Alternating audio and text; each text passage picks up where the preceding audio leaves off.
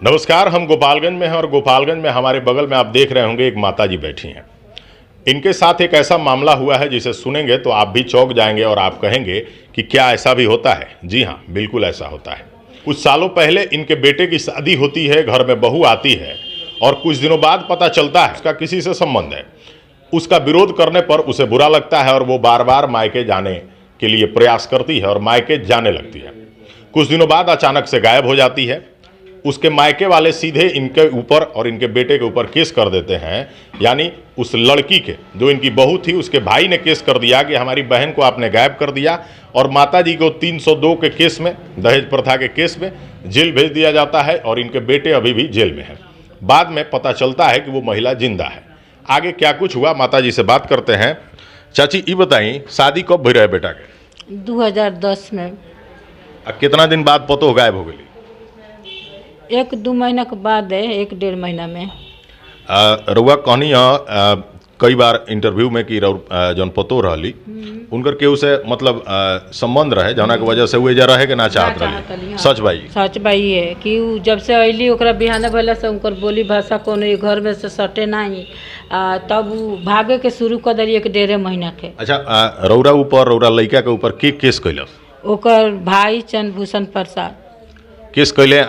कौन सी के केस भइल रउआ पर? हमने के तो पहले भइल ओकर उहे कैलाश लता देवी की दहेज प्रथा के कि हमरा के दहेज खातिर लोग टर्चर करता लो, मारता लो, पीटता लो, तो हमने के उ लड़नी सन।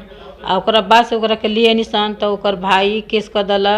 और रच रच के शशिभूषण और चंद्रभूषण, ज्ञानती देवी ओकर माई कि हमरा बेटी के, हमरा बहन के ई लोग मुआ के अपहरण करके गायब कर दिला। रउरा लोग माई बेटा जेल चल गए? हमने के माई बेटा जेल चल गए निशान। आपको बता दें, बहू गायब हो जाती है और बहू का जो भाई है वो केस करता है कि मेरी बहन की आप लोगों ने हत्या कर दी है, वो गायब है और आप लोग उसके हत्या के केस में जेल जाएंगे।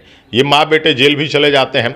अचानक पता चलल कि पतो जिंदा बाड़ी। हाँ। कब पता चलल? हमने के पता चलल बुधवार के। यही बुधवार के? हाँ, यही बुधवार के 8 तारीख के कि जे आइल बाड़ी पकड़ के हमरा के केहू बतावल, लेकिन हम गईनी देखे खातिर तो हमरा के केहू देखे ना दिहल।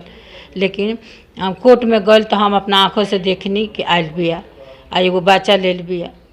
अच्छा, ये बताई, और बेटा अभी उनकरे हत्या के केस में जेल में बाड़े? हाँ। जे अभी जिंदा बा? हाँ, अभी ओकरे हत्या के केस में अभी हमार ए बेरा भी बेटा हमार जेल में मतलब जेल के अंदर अभी ओकर कष्ट एथी काटता रहा। अच्छा, ये जौन सच रहा, जौन की राउर पतो जिंदा बाड़ी, उनकरे केस में रौरो जेल गनी, ये सच सामने ले आवे में की मदद कैला सर? हमरा तो मतलब जहाँ ले लगता कि एगो नया से एसपी साहब आयल बनी वहाँ के, एक डीआईजी साहब बनी वहाँ के, एक जना पहले के जिन आयो साहब हमार रहनी उ। लेकिन आयो साहब में ये बात बा कि ये काम पहले ना कैनी, लेकिन ढेर से ढेर हम एसपी साहब के हम धन्यवाद कहें, उहे के सहजता बा और डीआईजी साहब के। तो आप देख सकते हैं किस तरह से माताजी बता रही हैं कि इनकी बहू अचानक गायब हो जाती है। उसके हत्या के केस में ये माँ बेटे जेल चले जाते हैं। माताजी अभी घर पे हैं, लेकिन बेटा अभी भी सजा काट रहा है। गोपालगंज एसपी को धन्यवाद दे रही हैं। वो बहू जो अभी भी जिंदा है, उसके हत्या केस में सीधे पति यानी इनका बेटा अभी भी जेल में है। और कहाँ पे गलती हुई जिसकी वजह से ये गलतफहमी हुई, और कहीं ना कहीं उस गलती की वजह से एक व्यक्ति को इतने दिन सजा भोगनी पड़ती है। आपको ये बता दें कि कानून कहता है कि भले ही 4 दोषी छूट जाएं, लेकिन एक निर्दोष को सजा नहीं होनी चाहिए। तो कहीं ना कहीं ये गलती तो हुई है, लेकिन वर्तमान में गोपालगंज एसपी साहब को माताजी धन्यवाद कह रही हैं कि उनकी तत्परता की वजह से माताजी और इनका परिवार आज निर्दोष साबित हुआ है। कहीं ना कहीं प्रशासन एक्टिविटी दिखाई है और वो एक्टिविटी काम आई है, और आज इनके परिवार को निर्दोष साबित होने पर माताजी को संतुष्टि है। अगल बगल वाले भी पहले कहते होंगे कि माताजी ने ये किया वो किया, लेकिन आज प्रशासन की तत्परता से इनकी बहू भी पकड़ के पुलिस थाने पहुंची, कोर्ट गई और वहां पर जांच पड़ताल चली, आगे भी कार्रवाई तय है। लेकिन वर्तमान में आप ये जरूर सोचिएगा कि दहेज प्रथा के ये जो मामले होते हैं वो हमेशा सच नहीं होते। कई बार लोग अपना उल्लू सीधा करने के लिए भी, अपना मतलब साधने के लिए भी झूठे केस में ससुराल वालों को फंसाते हैं।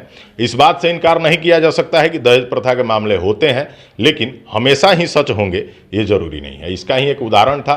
फिलहाल आप इस वीडियो के बारे में क्या सोचते हैं कमेंट करके बताइएगा। अगली वीडियो में कुछ और, तब तक के लिए नमस्कार।